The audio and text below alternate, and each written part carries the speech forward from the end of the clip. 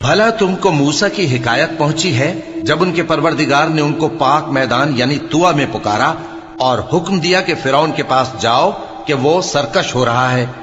फिर उससे कहो कि क्या तू चाहता है कि पाक हो जाए और मैं तुझे तेरे परवरदिगार का रास्ता बताऊं ताकि तुझको खौफ पैदा हो। गरज उन्होंने उसको बहुत बड़ी निशानी दिखाई मगर उसने झुटलाया और न माना। फिर लौट गया और तदबीरें करने लगा।